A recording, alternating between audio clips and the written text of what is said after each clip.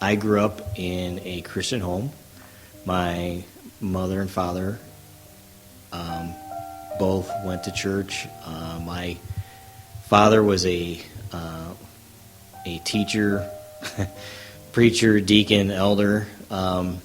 His last job, he retired as a preacher, and shortly after that, that's when he passed away. I grew up also in a Christian home. I was born and raised in Illinois. My father was a teacher, an elder, and a song leader. And my mother has been a school teacher as well as a Bible school teacher for many years. We met she was attending the local college, Christian college, and the church there that was probably about maybe a mile away from the college campus. We met through a mutual friend. I was talking to one of my friends there at the church, and Amber just waltzed right up and introduced herself to me. Well, obviously I thought he was a pretty good-looking guy, so I walked up and introduced myself, and I figured my friend wasn't going to introduce me, so I was just going to take out the middleman and get the job done myself. And I was, I guess, smitten the day that I saw her and shook her hand. I was like, wow, this girl's like really wanting to meet me. Okay, all right.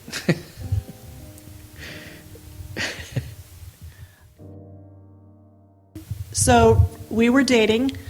Roger came to visit me in Illinois in October of 1990, and he asked my father for my hand in marriage.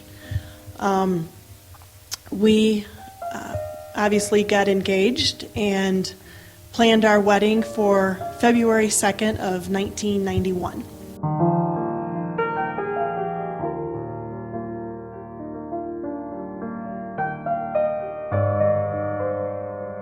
We bought our first house, and things were good for a while. We had our dog, and we had, our own place, and things were good for a while. It wasn't until later, probably 2007, when things changed. Well, in 2007, things were starting to change between me, Amber, and I. I had lost my job. Amber decided that she was trying to help us out by going to school and get a degree and better herself and help the family out. And during that time when she started school, I was going through, I would say, more of a depression because it was hard for me to find another job at the time. So I was pretty much home all day, and then she was at work all day at her normal job. And then she would come home in the evenings, and pretty much it was hi bye, great to see you, now I got to go to school. She was spending a lot more time with her mom and not wanting to spend any time with me, or I guess lift me up or encourage me. When things changed, as Roger mentioned, I was going back to school. I was working full-time, going to school full-time. I was in an accelerated program. And I was trying to do better financial, so we could get in a better financial picture and to help the family. And I felt like he wasn't doing enough. I wasn't seeing results. I wasn't seeing any effort being, or what to me didn't seem like effort, being put forth to look for a job, even though he said he was looking online and he was, doing the various things. I wasn't seeing the result of that.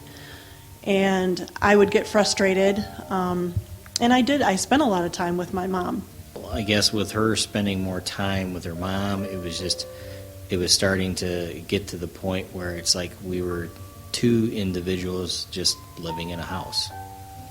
again, I wasn't seeing results. And I felt like here I'm doing everything in my power, and I had also picked up a small part-time job, even working at the school, to get a little extra money.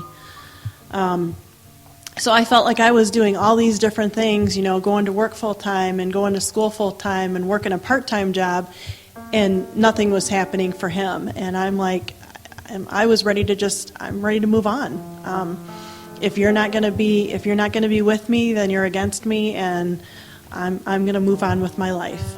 For me, I guess the final straw was just her spending so much time with her family and not me. And we were starting to fight over stupid little things.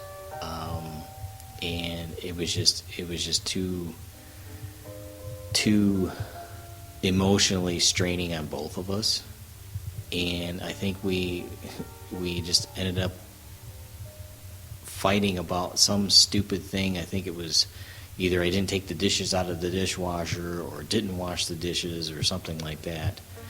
And I said, that's it.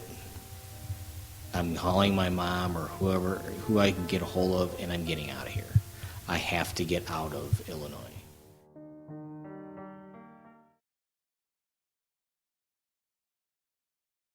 In 2008, we made that decision to get a divorce, and I started packing my things, and we weren't throwing things or anything like at each other. We weren't yelling and screaming, but it was just a mutual decision that we just said, we're done. There's no love. It was just... Yeah, we were roommates at that point. Yeah, we were just roommates. The lifestyle after Roger left was different for me. I had been, I went from my parents' house to Roger's house when we got married, so I had never been on my own. I had never been independent, and it was a new sense of freedom for me. A new sense of, hey, I don't have to ask anybody anything. I can do what I want. I moved into an apartment. I was still working my job. I was still going to school. I was hanging out with my friends. So life just moved on for me. I didn't really dwell on things. I mean, I was hurt, and I would hear things in the grapevine, and that would hurt me. But for the most part, I just moved on and went on to live my life. For me, I guess I went through my own personal hell. I had moved back with my mother in Michigan, and where we were at in Michigan, you were definitely in the woods. I stayed with her for a while, and I just went through this depression, but at the same time, I felt somewhat of relief, but yet still the depression kept coming back. And the emotional coaster ride that I was on, I got to a point where I was at my mom's, and I said, I have to get out of here, Mom. I packed up my things. I moved to Colorado.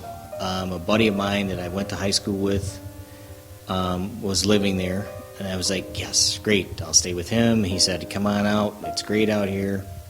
I can start my new life. I got out there, and I was surrounded by all these beautiful scenery and mountains, and all I could think about was, I wish Amber could see this.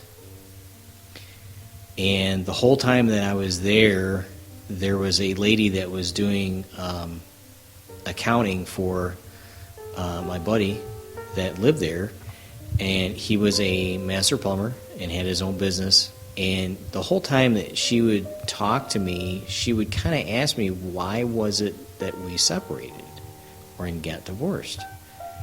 And it was almost like God was putting her in front of me to say, hey, you guys are still not done, and I'm not done with you. I started attending a church called Heartland in Illinois, And Heartland offered a class that they called Marriage Matters and Rebuilders. And that really touched my heart. And the Rebuilders part of that is a divorce recovery class.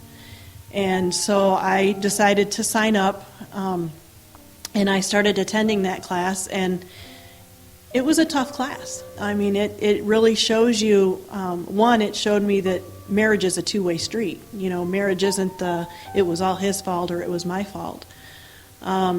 So we came to a point in the class where we were talking about communication and things that we never communicated with our spouse, and that really hit me hard. One of the things that I had never communicated to Roger was that I was proud of him, proud of the man that he was, proud of the man that he was becoming.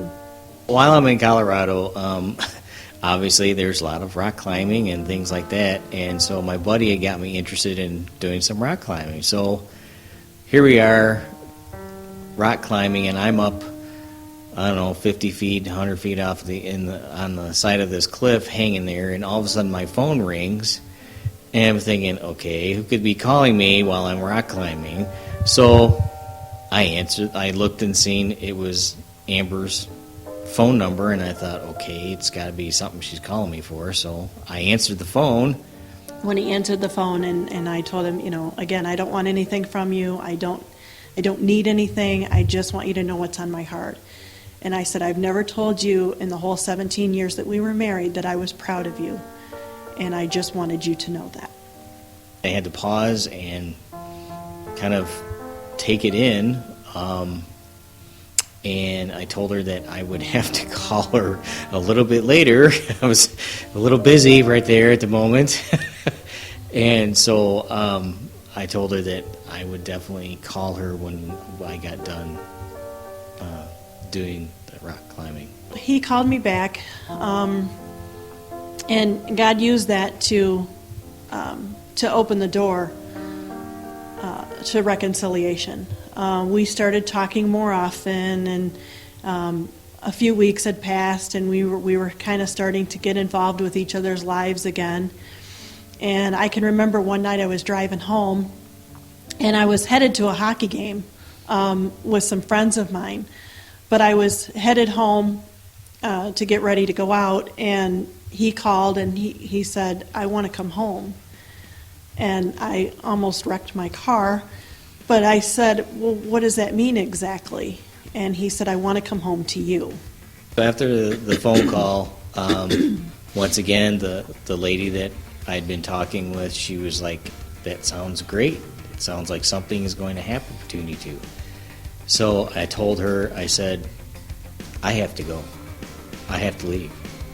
I have to go back to her. And so at that point, I literally got up and started packing my bags and packing everything that I had brought with me to Colorado in my car. And William got home that evening late and was like, what's going on? Where are you going? I said, I'm going home. And the first thing he did when he walked in the door was to give me a huge hug and kiss. And I was a little floorboarded, a little taken aback. But yeah, God moves in mysterious ways sometimes. God used the bad and turned everything to good. He turned us around. He brought us to an awesome church family. He continued, you know, he gave us an awesome church family when we were, you know, reconciled. We have an awesome church family now, so we have a great support system and a network. That's all God. It's absolutely all God.